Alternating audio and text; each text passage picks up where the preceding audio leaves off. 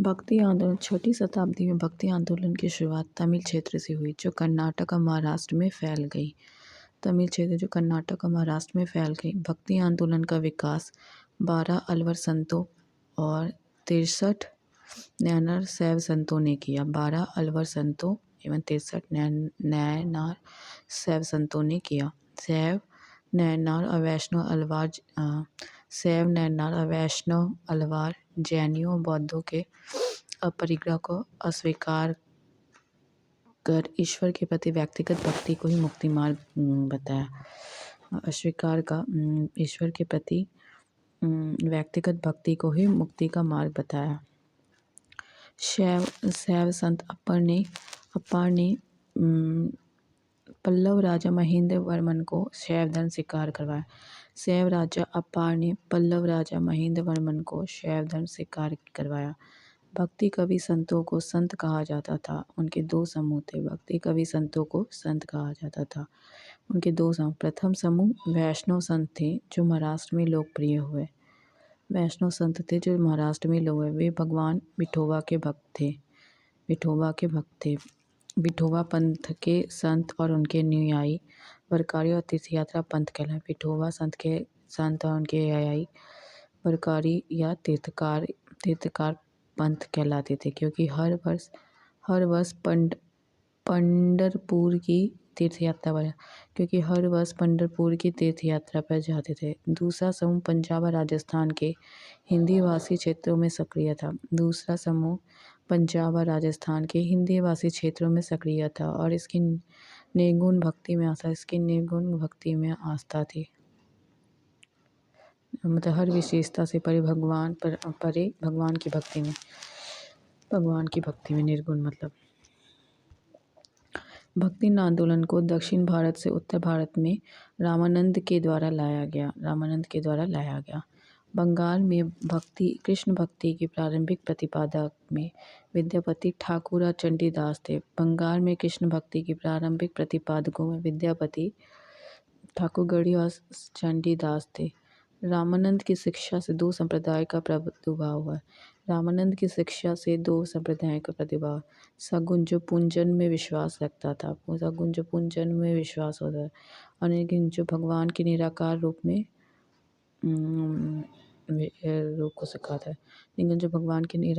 रूप को स्वीकार करता था। सगुन संप्रदाय के सबसे शक्तिशाली व्याख्याताओं में थे तुलसीदास और नभादास जैसे राम भक्त, निम्बार्क वल्लभाचार्य चैतन्य और सूरदास और मीराबाई जैसे कृष्ण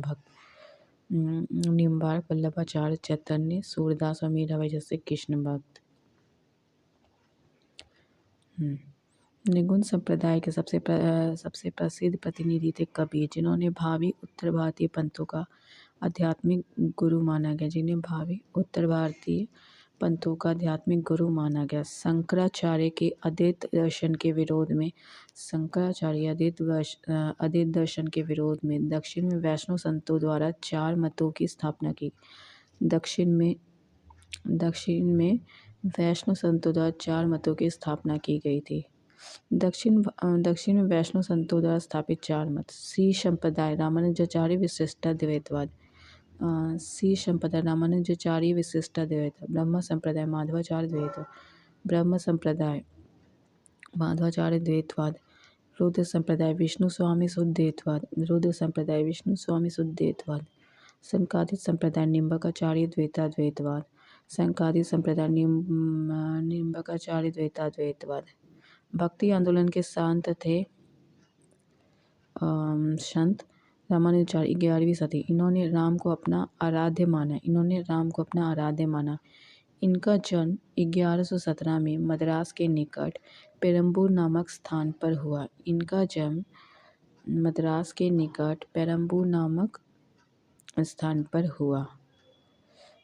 1137 में जन्म हुआ था। 1017 में और मृत्यु हुआ था 1137 में इनकी मृत्यु। रामानुज ने वेदांत में प्रशिक्षण अपने गुरु कांचीपुरम के यादव प्रकाश से प्राप्त किया। अपने गुरु कांचीपुरम के यादव प्रकाश से प्राप्त किया। अब रामानंद का जन्म 1299 में प्रयाग में हुआ। 1299 में प्रयाग में। इनकी शिक्षा प्रयाग या वाराणसी में। इनकी शिक्षा प्रयाग या वाराणसी। इन्होंने अपना संप्रदाय सभी जातियों के लिए खोल दिया। इन्होंने अपना संप्रदाय सभी जातियों के लिए खोल दिया। रामानुज की भांति इन्होंने भक्ति को मोक्ष का एकमात्र साधन स्वीकार। रामानुज की भांति इन्होंने भक्ति का एकमात्र साधन स्वीकार किया। इन्होंने मर्यादा पुरुषोत्तम राम और सीता की आराधना को समाज के समक्ष रखा। इन्होंने मर्यादा पुरुषोत्तम राम और सीता की आराधना को समाज के समक्ष रखा। रामानंद के 12 शिष्यों में 2 स्त्रियां पद्मावती और सुरसरी थी। रामानंद के 12 शिष्यों में 2 स्त्रियां पद्मावती और सुरसरी थी। इनके प्रमुख शिष्य थे रैदास हरिजन थे, कबीर जुलाहा, धन्ना जाट, सीना नाई, पीपा राजपूत और सधना कसाई। कबीर का जन्म 1440 ईस्वी में विवादास्पद है। वाराणसी में एक विधवा ब्राह्मणी के घर से हुआ।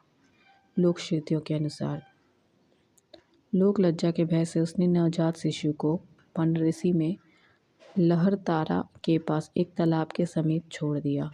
जुलाहा नीरू और उसकी पत्नी नीमा इस नवजात शिशु के अपने घर ले आए। इस बालक का नाम कबीर रखा गया। कबीर की शादी लोई से हुई। इसके 2 बच्चे हुए। उनकी जिंदगी आम गृहस्थी जैसी ही थी। इन्होंने राम, रहीम, हजरत अल्लाह आदि को एक ही ईश्वर के रूप के अनेक रूप माने। इन्होंने जाति प्रथा, धार्मिक कर्मकांड, बाह्य आडंबर, मूर्ति पूजा, जप तप, अवतारवाद आदि का घोर विरोध करते एक ईश्वरवाद में आस्था व्यक्त की और निराकार ब्रह्मा की उपासना को महत्व दिया। निर्गुण भक्ति धारा से जुड़े कबीर ऐसे प्रथम व्यक्ति थे जिन्होंने संत होने के बाद भी अपने गृहस्थ जीवन का निर्वाह। इनके अनुयायी कबीरपंथी कहलाए। कबीर के उपदेश शब्द सिक्कों के आदि ग्रंथ में संग्रहित है। कबीर के उपदेश शब्द सिक्कों के आदि ग्रंथ में संग्रहित है। कबीर की वाणी का संग्रह बीजक शिष्य रामदास द्वारा संकलित नाम से प्रसिद्ध है। बीजक में 3 भाग है, रामायणी, शबद और साखी। उनकी भाषा को सधुकड़ी कहा गया। इसमें ब्रज भाषा, अवधी, राजस्थानी भाषा के शब्द पाए जाते हैं। इसमें ब्रज भाषा, अवधी, राजस्थानी भाषा के शब्द हैं। कबीर की मृत्यु 1510 में मगहर में हुई। ईस्वी में मगहर में हुई। नोट: कबीर सुल्तान सिकंदर लोधी के समकालीन थे। नानक का जन्म 1469 में अविभाजित पंजाब, रावी नदी के तट पर तलवंडी नामक ग्राम में, जो अब ननकाना साहिब के नाम से विख्यात है। उनकी माता का नाम तृप्ता देवी, पिता का नाम कालूराम था। बटाला के मूलराज खन्नी की बेटी सुलक्षणी से उनका विवाह हुआ, जिससे उन्हें 2 पुत्र हुए। बटाला के मूलराज की खन्नी, उन्होंने देश का 5 बार चक्कर लगा, जिसे उदासीस कहा जाता है। उन्होंने कीर्तनों के माध्यम से उपदेश दिए। वे काव्य रचना करते थे और रबाब के संगीत के साथ गाया करते थे। सारंगी उनकी स्वामी भक्ति शिष्य मर्दाना बजाया करते थे। अपने जीवन के अंतिम क्षणों में उन्होंने रावी नदी के किनारे करतारपुर में अपना डेरा स्थापित किया।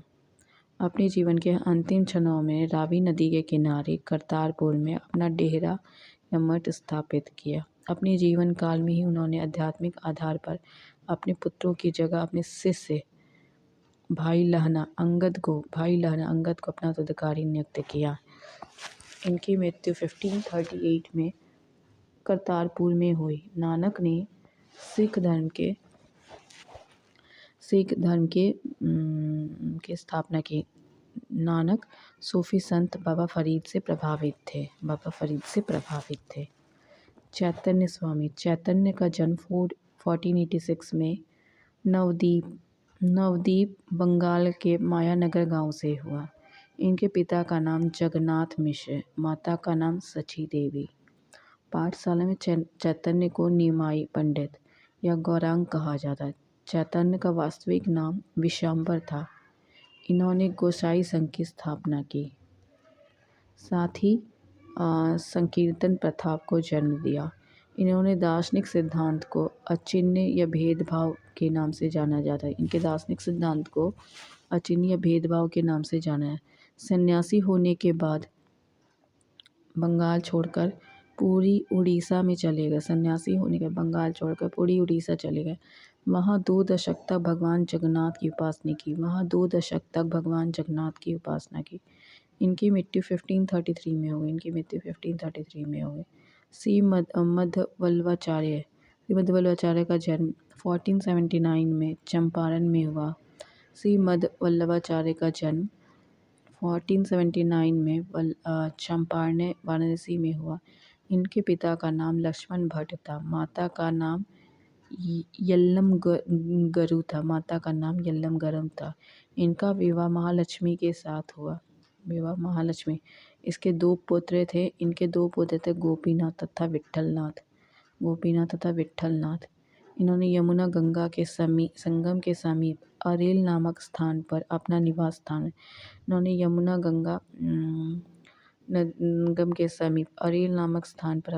स्थान वल्लभाचार्य ने भक्ति साधना पर विशेष जोर दिया। इन्होंने भक्ति को मोक्ष का साधन बताया। इन्होंने भक्ति मार्ग को पुष्टि मार्ग कहते हैं। इनके भक्ति मार्ग को पुष्टि मार्ग है। सूरदास वल्लभाचार्य के शिष्य थे। गोस्वामी तुलसीदास, इनका जन्म उत्तर प्रदेश के बांदा जिले में राजापुर गांव में 1532 में हुआ। इन्होंने रामचरितमानस की रचना की।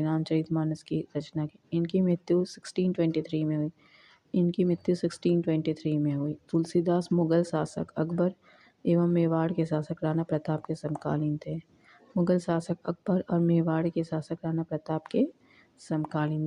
धन्ना का जन्म 1415 में एक जाट परिवार में हुआ।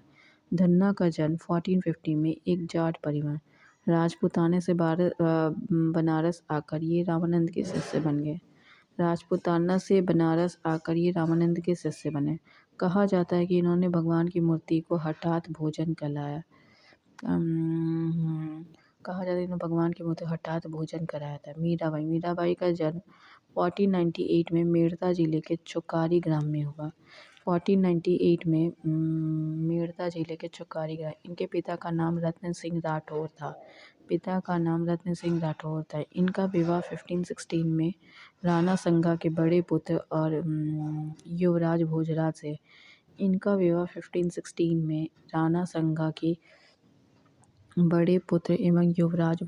से। अपने पिता की मृत्यु के उपरांत ये पुण्यधन परायण जीवन व्यतीत करने लगे।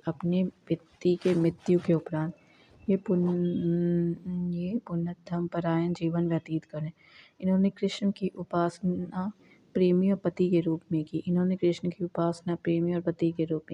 इनके भक्ति गीत मुख्यतः ब्रजभाषा और आंशिक रूप से राजस्थानी में लिखे गए।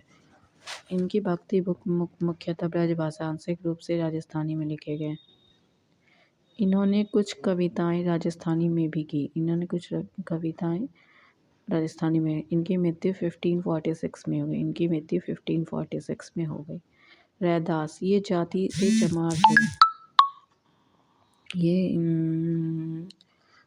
से चमार थे और बनारस के रहने वाले थे। ये रामानंद के 12 शिष्यों में से एक थे। इनके पिता का नाम रघु और माता का नाम घुरबिनिया था। ये जूता बनाकर जीविकोपार्जन करते थे। इन्होंने रायदासी संप्रदाय की स्थापना की।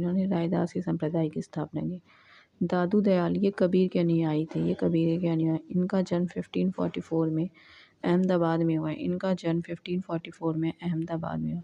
इनका संबंध दूनिया जाति से था। इनका संबंध दूनिया जाति। सांभर में आकर इन्होंने ब्रह्म संप्रदाय की स्थापना की। सांभर में आकर इन्होंने ब्रह्म संप्रदाय की स्थापना। अकबर ने धार्मिक चर्चा के लिए इन्हें एक बार फतेहपुर सीकरी बुलाया। अकबर ने धार्मिक चर्चा के लिए इन्हें एक बार फतेहपुर सीकरी बुलाया। इन्होंने नीपख नामक आंदोलन की शुरुआत की। नीपख नामक आंदोलन की शुरुआत। इनकी मृत्यु 1603 में हो गई। सुंदरदास दादू के शिष्य थे। सुंदरदास दादू के शिष्य थे। शंकर देव, इन्होंने भक्ति आंदोलन के प्रचार प्रसार असम में किया। इन्होंने भक्ति आंदोलन प्रचार प्रसार असम में किया। ये चैतन्य के समकालीन थे। चैतन्य के समकालीन थे। अब है मुगल साम्राज्य। मुगल वंश का संस्थापक बाबर था। बाबर और उत्तरवर्ती मुगल शासक तुर्क सुन्नी मुसलमान थे। तुर्क और सुन्नी मुसलमान। बाबर ने मुगल वंश की स्थापना के साथ ही पद बादशाही की स्थापना की, जिसके तहत शासक को बादशाह कहा जाता था। 1526-30 बाबर का काल। बाबर का जन्म 1483 में हुआ था। इनके पिता उमर शेख मिर्जा फरगाना नामक छोटे गांव के शासक थे। बाबर फरगाना की गद्दी पर 8 जून 1494 में बैठा। बाबर ने 1507 में बादशाह की उपाधि धारण की।